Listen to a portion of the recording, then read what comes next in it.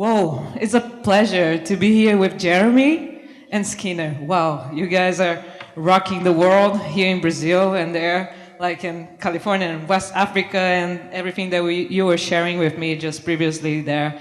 You guys gotta wait for this because we're about to talk about the future of work. How automation, technology, artificial intelligence, cryptocurrencies and everything is impacting the work that we are doing right now and how we go about this, how we bring new solutions to that shift of the economy that is happening right now. And let's begin with Jeremy. Thank you. Thank you all for being with us this evening. I've only been here for 5 days, so I don't speak much Portuguese yet. That's why I'm wearing this very stylish headset. It's part of the problem with being with all of these positive people is that I only learn positive words. So I can only agree with people. Isso, beleza. Someone could ask me like if they could steal my wallet and I would have to say, Isso, beleza. But it's wonderful being here with all of you and your incredible energy and incredibly humbling to follow these innovators who are creating this incredible impact in so many fields. At Institute for the Future, we work with people like them to create visions of the future, to create stories of the future. We're a nonprofit think tank based in California, and this is our 50th anniversary. And I think Social Good Brazil is also having an anniversary, so there's much to celebrate. We do 10-year forecasting, and we've been around for 50 years, so if you are curious how we did, you can go on our website and check out some of our old forecasts from 10 years ago, 20 years ago, and see how they apply today. But ultimately, the goal is not actually to be correct. The goal is to change the way that people think and to help people think in a more useful way about the future. We do future forecasting. We don't predict the future. And when people say that we predict the future, we have to correct them. If anyone ever tells you that they can predict the future, you should not believe them, especially if they're from California. We create these scenarios of the future. We create plausible, internally consistent, provocative stories from the future with signals from the present to bring them to life, to provoke an insight for what you're doing. And insights are a little bit different from ideas. Ideas are very easy. Insights are actually very hard. We'll be lucky today to have 2 or 3 insights together. With an insight, you can't go back to your old way of thinking. It's something that when you go back to your day-to-day, it sticks with you in your mind. It makes you act differently. And that's the goal, ultimately, of futures thinking, is to lead to a strategic action with clarity. I don't do what these innovators have done, which is take insight and put it into action. You have to be much more intelligent and interesting than me to do that. Our goal is to take foresight, a broad, global, cross-industry view, and help provoke insights for what you're doing, to help you feel agency in the future, to feel freedom, to feel that you have a part in it. So I'm excited today to talk with you, to have a conversation about what the future might look like in the field of work and create a vision together that helps us build a better future. Beautiful. You all should check it out, the Institute of Future. The work's amazing that you have been doing. And now with Skinner. Thank you for being here, and the work that you're doing is amazing too. If you can tell us more about it, please. Sure. I'm not very good at sitting when I'm talking. I'm always on the phone walking back and forth in my my office. I'm not going to go into the details exactly of what we do. I'm going to try instead to invite you to think about your life, because that is what we do. We get people to think about their lives more critically. So I want to do that today. The lights are very bright, so I'm going to try to look at the audience covering. But how many of you currently have what would standardly be called a job? Like somebody else pays you to show up to a place to pretend to do something. Okay, quite. How many of you do not currently have a job in that way? Okay. How many of you have never had and hope to never have in the future a job? See, need to be more of those hands. And the reason that I say there need to be more of those hands is that whether you want it or not, your future of having a job is probably not very bright. And in order to understand this, we need not to look at the future, but at the past. So let's rewind to 300,000 years ago, when humans were sort of emerging from earlier primates. From that point in time, 300,000 years ago, to about 10,000 years ago, how did people make a living, so to speak? The first 290,000 years of human existence, how did people make a living? Hunting and gathering, right? They found something that was there and put it in their mouths, killed it sometimes or whatever. And then we had this agriculture thing. And so then for about 9,300 years, we did this agriculture thing. And then the Industrial Revolution began. And that's actually when jobs outside of government jobs really became a thing. So if you have a job, put up your hand again, those of you with jobs, you're weird, historically speaking, very strange for humans to have jobs. And so what's happening now is a transition back to normality. This isn't a brave, new, strange future. It's just more of the old one. And except now we have iPhones and AI and things. But meaningfully speaking, your future looks a lot more like hunting and gathering than it does like industrial work. You have to look for opportunities, most of which are going to take the form of information rather than formations. Hunting and gathering is collecting formations. The hunting and gathering of our age is going to be collecting information and transforming it into something you can eat. Now there are some extra steps there. You know, if you kill a deer, there are not that many steps between the dead deer and eating it. But there are a few more steps between finding information that is available in the world and transforming that into food or a place to live. But this is going to rely on you, in your mind. There's no, you send in an application for information collection and then opportunities show up at your door. It's not going to work that way. You have to actually get out there and look for it. And technology, people talk about technology as if it's this other thing out here that has a life of its own, and have forgotten that technology comes only and ever from human minds. Technology doesn't invent itself. Technology doesn't invent its future. Human minds create technology. And technology is just a fancy word for a tool. It's a tool to do something with less energy and expense and time, or a couple of those three, than the previous way of doing something. We call this technology. But it's a person at the margin trying to solve an actual, tangible problem who says, you know what, I could do that a little bit better if I put this and this and this together. All technology is just a mashup. You're just taking stuff that's already there, cramming it together in one place, and then saving time, money, or energy. So if you want to have a positive future, you've got to learn how to do that. Or go back to farming. And that's a perfectly legitimate thing, I'm not joking. Like, farming is a totally viable option for a whole lot of people. Much better than corporate jobs and traffic. Really, a whole lot better.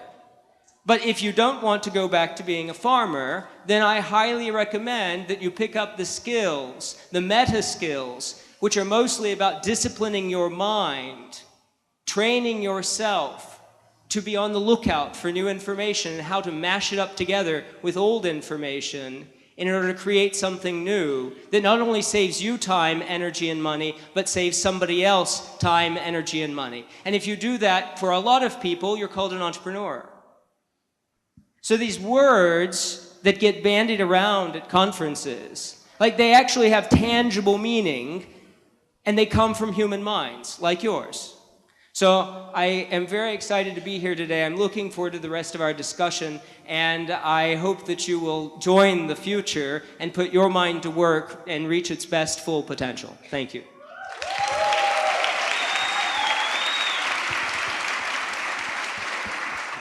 Beautiful. Jeremy has been your first time here in Brazil, right? And you have been here for so long? A year. A year? But I was living in Chile for 8 years before, so the region is quite known. Yeah, but you were telling me about all the challenges here in Brazil, like with the political situation, the economy, that has to be a really shift from the mindset for us to really survive and make that transition where jobs will have the scarcity.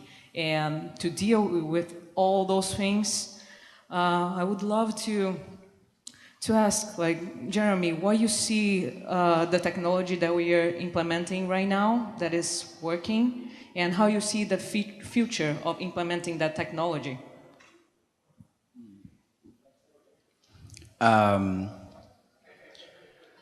Allow me maybe a moment to kind of ground us in our subject. What we mean when we say technology and what we talk about when we talk about work. When we talk about work, we're talking about a very emotional subject. We're talking about, in the future of work, will I be able to support myself? Will I have freedom? Will I be able to support my family? And when we talk about technology, we aren't necessarily talking about computers or machines. Technology fundamentally is a process, or a tool, as Skinner put it. And we use these processes in order to achieve certain goals. I think that to get distracted by computers and machines causes us to lose the greatest innovations that are happening in front of us to help us deal with a volatile world that is changing more and more quickly. For instance, with Moeda, your wonderful company, an aspect of Moeda is cryptocurrency, which uses a distributed ledger to move money very quickly and efficiently, or value very quickly and efficiently from person to person, organization to organization. But you can do that without a computer. There's a technology that's commonly used in Northern Africa called a Hawala network. And it operates through a network of trust between people. If I want to send money from Egypt to London, then I go to an agent of a Hawala network and I tell him that I want to transfer money to London, and he calls or sends a letter to a friend or family member in London, and he hands the money to the other person. And they record on a ledger that the money has been transferred. Now, we've just transferred money internationally, instantaneously. And the technology that we used was trust between humans. So when we talk about technology in the future of work, we're looking at what are the human processes that we're using now that are effective, and how will we use them in the future, and perhaps how will we add computers or machines to make them more scalable. The most effective uses of technology to manage work that I see today are happening in the markets of the world where volatility has always existed. These are places like Balagoon Market in Nigeria or Huachang Bay Market in the south of China. I learned a word this week, camelo, the camelo markets in Brazil. Camelo. These are businesses that are subject to an intensity of volatility that we can only imagine. These are groups of people that never expected benefits. They never expected to have a single stream of income. And they are using that technology of networks of trust in order to thrive and succeed.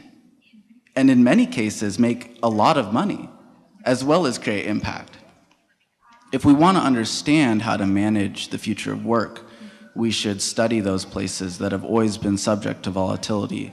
And I mean this in a very practical way, the way that these markets manage distribution networks, the way that they perform sales, the ways that they access capital are very difficult, but very resilient to volatility and incredibly innovative in the face of disruption. So those are the fundamental technologies that I see as being the most successful implementations for the future of work. And I think if we want to succeed, we will have to learn from them as quickly as possible. Beautiful, thank you. And I just want to say to the public, we have a number here, a WhatsApp number. You can send questions, and the questions will be selected, and I will say the questions in the here. So, but I was curious, and I went to study a little bit about what you're doing. It's amazing. I see like the skills and abilities for the future, and to be innovative and to create the right environment and the platform for people to learn different abilities, like you were teaching like blockchain and like biotechnology and other things. Like how you see like the challenges that you had currently with Exosphere and trying to bring new technology to teach that technology, and how those skills and abilities for the new type of work in the future, how they will be impactful, and how is valuable to learn those new skills and abilities. So I want to understand the questions about the challenges of bringing forward this sort of new training. So I think, I mean, as with most things, the problem is not the hardware. The problem is the software.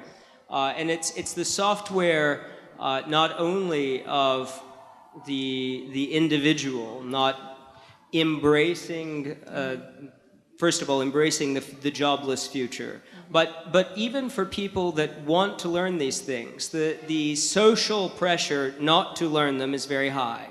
And I don't mean that there's active pressure. There's nobody saying, you know, don't learn how to code Python so that you can build AI algorithms. Nobody's out there saying that explicitly. But what they're saying is, well, but how exactly are you going to get a job doing that? Well, there happen to be a lot of people hiring for that at the moment, but it's a very common question, for example, with biohacking. We teach biohacking, have been teaching it for quite a while, and people say, yeah, but what am I going to use this for?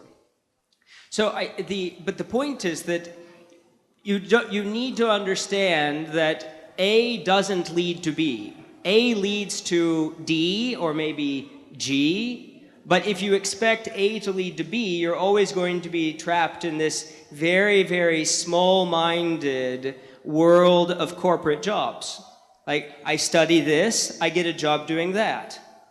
But what I was talking about earlier, collecting information and mashing it up together, means that you have to be willing to feel like you're wasting time studying something, immersing yourself in something that doesn't have a direct, immediate, tangible benefit for you. And these are the kind of things that especially these people called parents, really discourage you from spending time learning. Because like, well, what are you going to do with that? Well, the point is, I don't know, but it's interesting to me, and there are a lot of people working in that field, so I feel like I should know something meaningful about it, not just read about it in the news. I should actually put on a lab coat and figure out how to use a PCR device. So those skills that may not seem immediately useful are going to supply you with a map of the world that allows you to connect dots that if you don't have the dots on the map, you can't connect them. So I think that's actually the greatest challenge, is being willing to just put dots on the map with no immediate tangible benefit. Beautiful. I have a question from Guy from Floripa. That seems to be a fundamental shift to our collective understanding of human value. What happens to capitalism when human productivity is no longer the measure of our value? Want to answer that?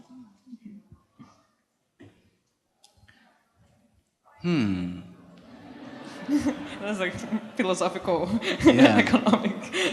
What happens to capitalism? When human productivity is no longer the measure of value. Yeah. I think that fundamentally something that has not changed is the discipline of ethics.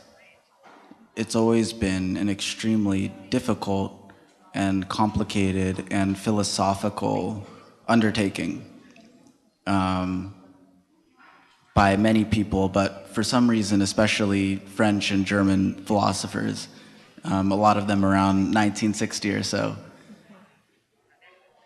And there aren't easy answers, and computers and machines don't change the study of it or the answers.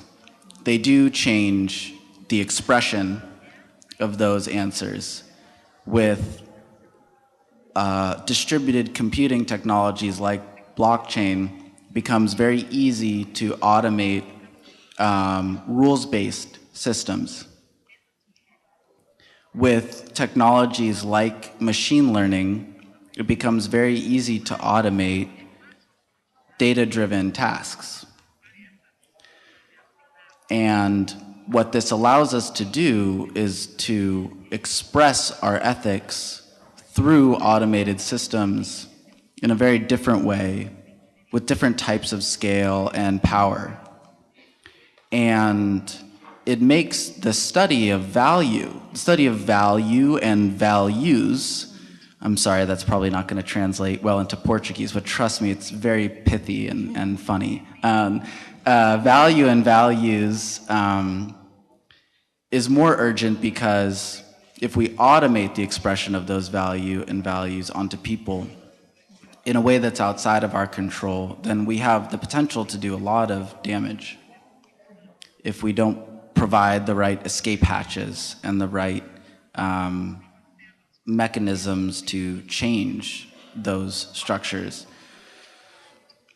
So we need to think really deeply about it, and we all need to go take Skinner's courses and learn as much as we can about it. Because at the end of the day, there's always a human decision, no matter what kind of computer or technology we're using.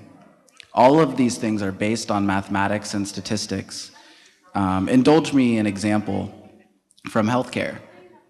There was two groups of researchers asking a question using data analysis. They were both using the same massive data set, the United Kingdom Health Records data set. They were asking the same question, and they got two different answers, and both of them did everything right. And the reason why they got two different answers was because one of them put a 96% confidence interval on their algorithm and another one put 98%. Both of them were right. It's just different theories about how to analyze the data. This is a very serious question they're asking. Does this medicine cause esophageal cancer? But the math and the statistics, and by extension the computing techniques, don't provide answers to those questions. There's always a human decision. So we should think about our ethics and our values so that we express them in responsible ways. Sure, absolutely. It will be a shift, like everything that we can automatize can be. I have a beautiful friend, Federico, that he just published his book in Brazil talking about how robots can steal your job, and that's okay. Who wants jobs anyway? They're boring, you have to get in traffic. Like, let's get rid of these things faster. Yes, the system is not sustainable. Like, even if we pay all the taxes and we have people that have like normal jobs, they pay in Brazil, between 20 and 30% in taxes, and where those taxes goes.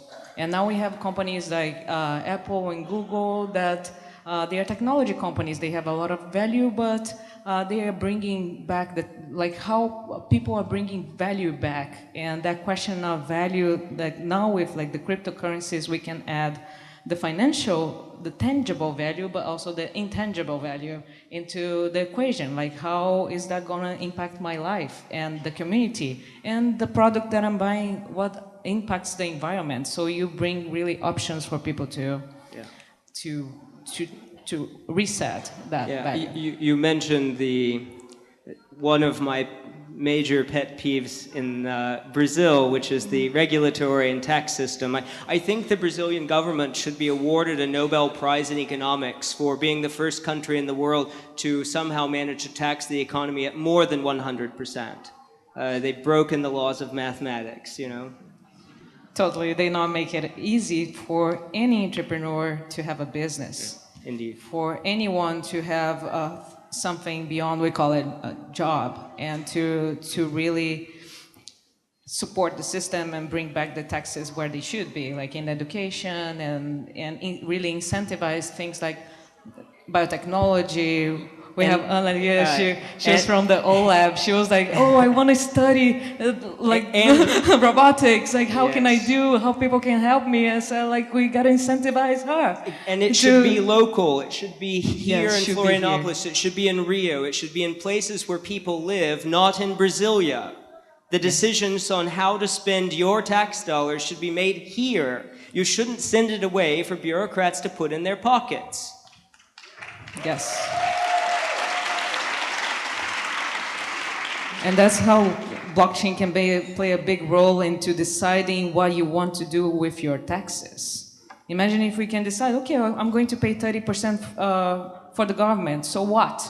Like, I want to see that money being invested in education and health, where it should be. So technology can really help us to low down the costs, to get more transparency, and to really help us to make more smart decisions.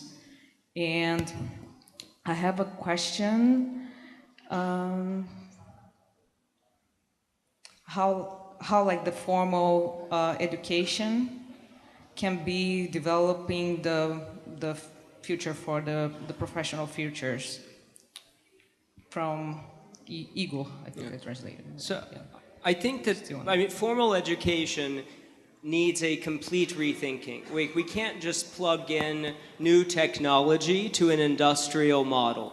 The universities and the high schools, all of our public educational system and private are basically built on a model suited to take people and send them to work in fixing industrial problems. And so the entire structure is very industrial. You know, you have people in a room doing something on a very particular schedule. I don't know how many of you felt like learning mathematics at exactly 9:45 in the morning on Mondays and Wednesdays, and then felt really like learning literature on Thursday afternoon at 2 p.m. Nobody actually learns this way. So we need to completely redo this whole mess. Like, none of it can really survive. Not one shred of it should be preserved. It has to go away and be replaced with something that is appropriate for the world that we live in 2017.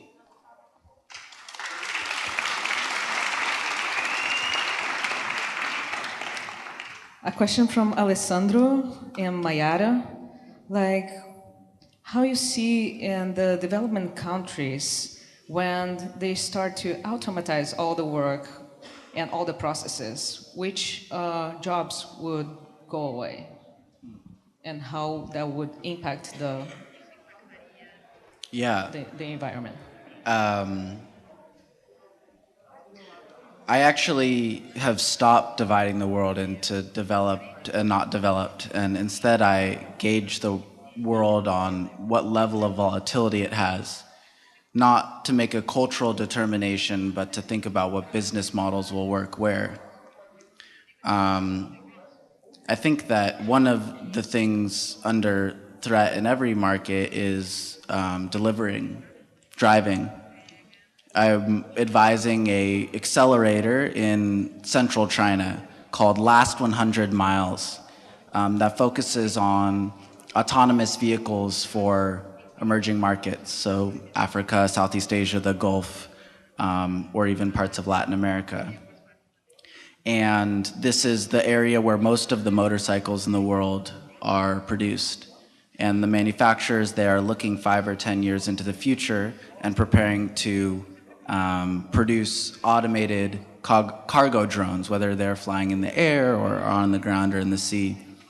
We're actually currently accepting applications. So if you know someone who's working on problems that might affect drone technology or mapping or navigation, we're looking for entrepreneurs from every market in the world to participate.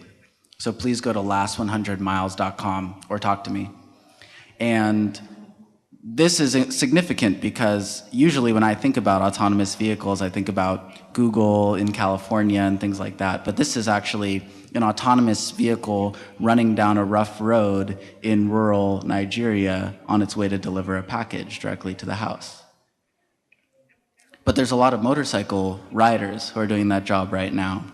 So I think that driving, especially in any market, is something that's under threat. And I hope that there's something around the autonomous vehicles technology that people can do instead, perhaps data collection, perhaps it's mapping, or more creative services that relate to those customers. Beautiful. So we are running out of time, unfortunately. I would love to hear your last thoughts and your message that you'd like to share with everybody today. It's, I generally do follow rules, so it's hard for me to talk when there are zeros, but I'll do my best. I guess I usually start most of my talks, my longer talks, with a quote that precedes Ralph Waldo Emerson's essay, Self-Reliance. And the quote says, "Man is his own star, and the soul that can render an honest and a perfect man commands all light, all influence, all fate. Nothing to him falls early or too late. Our acts, our angels are, or good or ill, are fatal shadows that walk by us still." And I want to leave you with the thought that you are your own star. You are the source of your navigation in life and in the world. You don't need to look outside of yourself to know what to do or where to go. You need to look inside of yourself, and you need to listen to that, especially when people are very loudly telling you to do something else. That's when you most need to listen to it. And if you do that, and if you ignore all of the noise that's out here, all of the people that think they know what you're supposed to do better than you know it for your own life, just leave them alone, walk away, and do what you know you need to do. If you're curious about something, follow that curiosity. If you want to see something, want to experience something, go experience it. Put those dots on your map. Forget about the consequences of well, I could have been doing this other thing that could have made me more quick money or something like. Get rid of that nonsense. You'll be fine. Do the accounting. Don't forget, you actually do have to do the accounting, but then go take these risks. You'll be better than fine because you'll have more experience, more information, and more richness to your life than the people who don't. And it is people who are internally rich that create riches on the outside.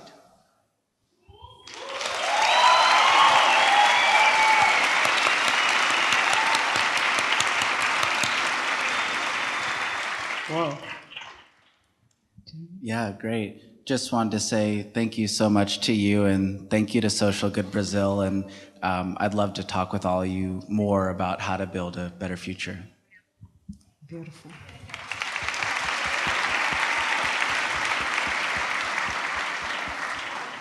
And I have a beautiful poem to say. People are often unreasonable and self-centered. Forgive them anyway. If you are kind, people might be accusing you of ulterior motives. Be kind anyway. If you are successful, you will win some false friends and some true enemies. Succeed anyway. While you spend years building, someone can destroy overnight. Build anyway. If you are honest, people might cheat you. Be honest anyway. If you find happiness, people might be jealous.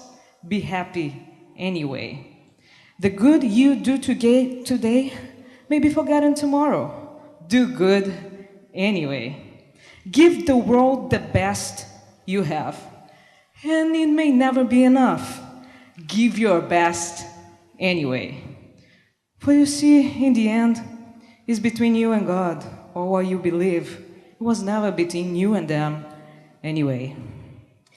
That was from Mother Teresa, and that's how I'd love to end the night today. Thank you.